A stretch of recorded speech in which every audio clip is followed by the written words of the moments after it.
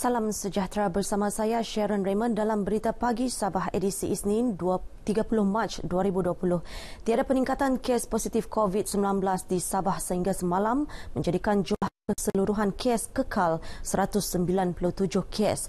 Menurut kenyataan Kementerian Kesihatan dan Kesejahteraan Rakyat, kes pertama yang dilaporkan di Keningau semalam adalah pesakit dari Tambunan.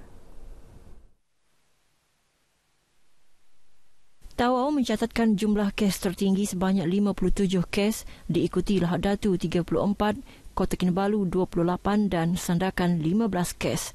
Daerah-daerah lain, Kinabatangan 14 kes, Tuaran 12, Kunak, Putatan dan Beaufort masing-masing 7 kes, 5 kes di Kota Belud, 4 di Sepitang, masing-masing 2 kes di Ranau dan Papar, manakala masing-masing 1 kes di Penampang, Semporna dan Tambunan.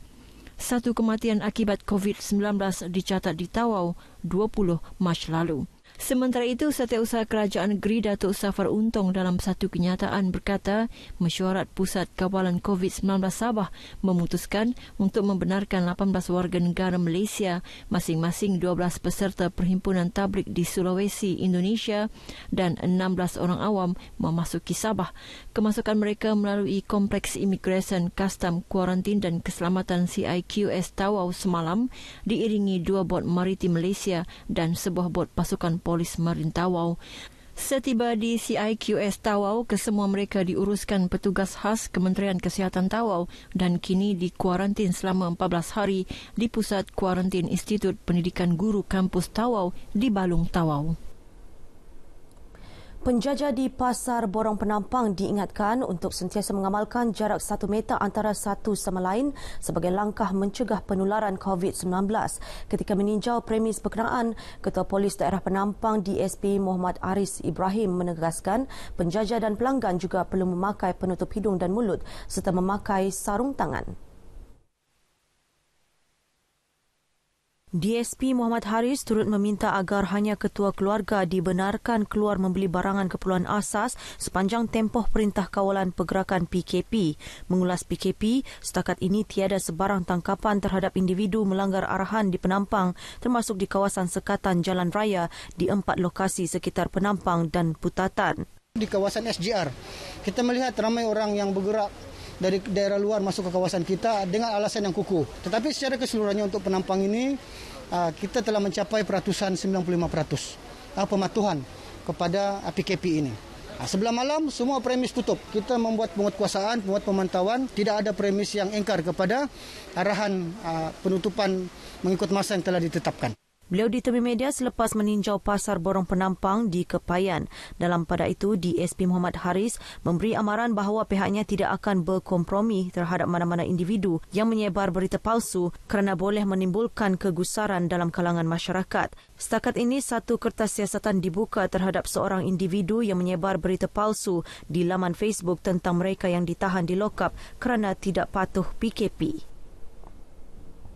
Prihatin terhadap petugas kesihatan, Bulan Sabit Merah Malaysia Daerah Sandakan tampil menyalurkan 354 unit alat pelindung muka buatan sendiri. Sumbangan itu bagi menghargai kerja keras petugas Barisan Hadapan Negara menangani penularan COVID-19. 120 unit daripada jumlah itu disumbangkan kepada petugas di Klinik Kesihatan Sandakan dan selebihnya kepada anggota kesihatan di Hospital Duchess of Kent Sandakan. Naib Pengerusi Bulan Sabit Merah Malaysia Cawangan Sabah yang juga Pengerusi Bulan Sabit Merah Malaysia Daerah Sandakan, Josie Pang Yuk Yen berkata alat itu dibuat oleh 8 sukarelawan persatuan berkenaan. Dalam masa ada peluang sikit, kami terus tanya kepada Dr. Zaitun tentang apa kekurangan dan apa yang kami mampu boleh tolong pada masa yang kritikal ini. Dia pun terus cakap, sekarang face shield untuk muka itu agak susah untuk mencari. Jadi terus kami dapat idea. Sementara itu, pakar perunding perubatan keluarga Klinik Kesihatan Sandakan, Dr. Zaitun Yahaya merakamkan terima kasih atas inisiatif persatuan berkenaan. Terima kasih kepada Persatuan PBBSM di atas usaha Madam Josie Pang kerana menyediakan DIY face shield untuk digunakan untuk healthcare workers lah. We really need help from people for the community, for our health staff who are working for the COVID. Beliau ditemui pemberita RTM di Sandakan. Sabah Electricity Sendirian Berhad SSB terus bekerja bagi memastikan kestabilan bekalan elektrik di seluruh Sabah dan wilayah Persekutuan Labuan dalam tempoh Perintah Kawalan Pergerakan PKP berlangsung. Selain hampir 1,000 anggota teknikal yang bertugas seperti biasa, SESB juga meneruskan pelbagai senggaraan secara pemantauan ke atas pelbagai aset untuk memastikan tahap operasi yang berdaya harap. Salah satu kaedah ialah pemantauan melalui udara ke atas talian-talian penghantaran elektrik sepanjang 1,600 km. Antaranya sambung tara tunggal, talian penghantaran 275 kV timur-barat yang menghubungkan pantai barat ke pantai timur yang kritikal dalam sistem pembekalan grid elektrik Sabah. Pemangku pengarah urusan SESB, Datuk Insinyur Abdul Nasir Abdul Wahid, dalam satu kenyataan berkata, pemantauan rapi secara berkala itu untuk memeriksa keadaan menara dan talian penghantaran agar berada dalam kedudukan stabil. 24 anggota pasukan kru api Jabatan Perhutanan Sabah masih bertungkus lumus mengawal dan memadam kebakaran di kawasan Tanah Gambut, Hutan Simpan Bin Suluk. Kerja-kerja memadam kebakaran dilakukan sejak 21 Mac lalu. Hasil operasi dengan kerjasama Balai Bomba dan Penyelamat Beaufort, Jabatan Alam Sekitar serta Jabatan Meteorologi itu berjaya mengawal kebakaran daripada merebak ke kawasan yang lebih besar. Menurut kenyataan media, Ketua Konservator Hutan Datuk Masyur Muhammad Jaini, lebih 274 hektar kawasan hutan simpan Bin Suluk terbakar di sekitar Kampung Kubu, Takuli dan Purun. Kebakaran dipercayai berpunca daripada aktiviti memancing yang membuat pembakaran di tepi saliran dan juga pembakaran terbuka di kawasan luar hutan simpan yang kemudian merebak ke kawasan hutan. Satu langkah berani, bijak dan tepat daripada kerajaan ketika ekonomi dunia terkesan dengan COVID-19. Itu pandangan Dekan Fakulti Perniagaan Ekonomi dan Perakaunan Universiti Malaysia Sabah, Profesor Datuk Dr. Kasim Mat Mansur mengenai pakej rangsangan ekonomi prihatin rakyat prihatin yang diumumkan Perdana Menteri Tan Sri Muhyiddin Yassin. Jelas Profesor Datuk Dr. Kasim, pakej prihatin merupakan rangsangan ekonomi tertinggi negara yang akan merancakkan pertumbuhan ekonomi dengan kuasa beli barang keperluan rakyat berjalan seperti biasa dan juga menjadikan ekonomi negara tetap kukuh seperti sebelum kemunculan COVID-19. Pakej rangsangan ekonomi yang telah diumumkan oleh Amat Berhormat Perdana Menteri sebanyak 250 bilion ini pada saya tidak akan menjejaskan kantung negara, malah ini boleh memberi kekuatan kepada ekonomi fundamental untuk ekonomi kita lebih bergerak lagi dalam keadaan yang lembap seperti ini. Profesor Datuk Dr. Kasim ditemui RTM di Kota Kinabalu. Menurut beliau, rakyat tidak perlu risau berlakunya kemelesetan ekonomi akibat perbelanjaan pakej berkenaan kerana pakej itu berupaya melipat gandakan kuasa ekonomi rakyat seterusnya memberi kesan positif semula kepada negara. Tambahnya, pakej prihatin memberi impak positif kepada semua rakyat sama ada di bandar atau luar bandar, meliputi kemudahan, keselesaan dan kesejahteraan rakyat secara menyeluruh. Sementara itu, pakej rangsangan ekonomi prihatin rakyat prihatin disifatkan sebagai pakej yang inklusif, berkebajikan dan mampu meminimalkan kesan penularan COVID-19 kerana dilihat meringankan beban yang ditanggung rakyat dalam menghadapi situasi sukar ketika ini.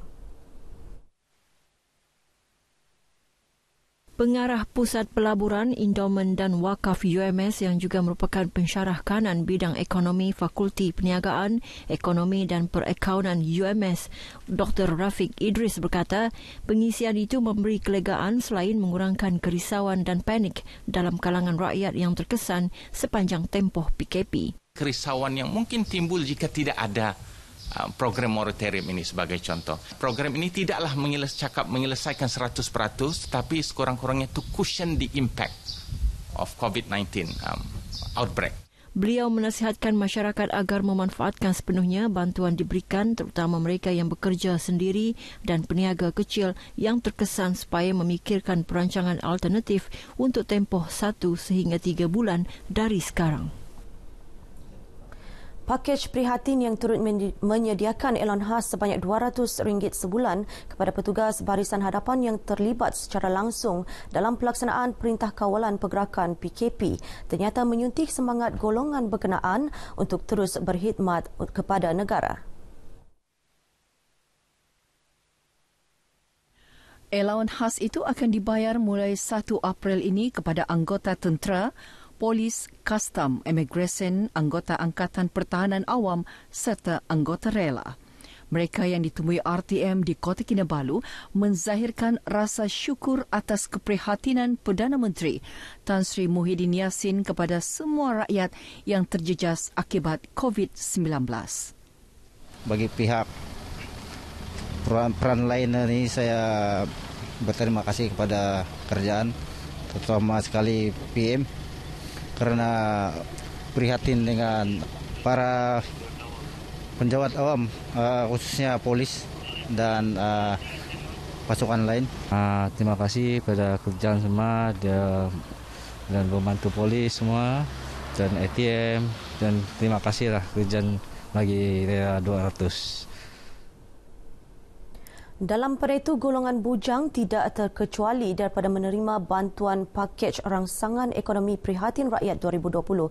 Di Sabah, langkah itu disambut baik dalam kalangan mereka yang layak kerana tidak membelakangkan golongan bujang. Kami happy apa yang kami memerlukan. Kami alhamdulillah syukur. Kalau duit tu memanfaatkan untuk beli membekalkan makanan lah yang di rumah. Saya rasa banyak membantu lah dari segi keuangan kan yang diperlukan daripada dengan keadaan sekarang ni yang kami di rumah saja. Terima kasih lah pada Perdana Menteri kita kan, banyak membantu semua rakyat. Perasaan okey, memang the best lah PM kita kan. Bagi kita gini semangat, prihatin. I love PM lah. Kami bersyukur lah dapat bantuan 800. Kalau aku dapat bantuan pun aku bagi tolong sama adik aku lah. Kira-kira 3 juta individu bujang dengan pendapatan RM2,000 ke bawah dan pendapatan RM2,000 ke atas akan mendapat manfaat daripada pakej bantuan itu. Sekian berita pagi Sabah. Teruskan menonton RTM, jenama media paling dipercayai di Malaysia. Selaras dengan Perintah Kawalan Pergerakan, stay at home, duduk di rumah, jangan keluar. Saya Sharon Raymond, salam sejahtera dan sayangi Malaysiaku.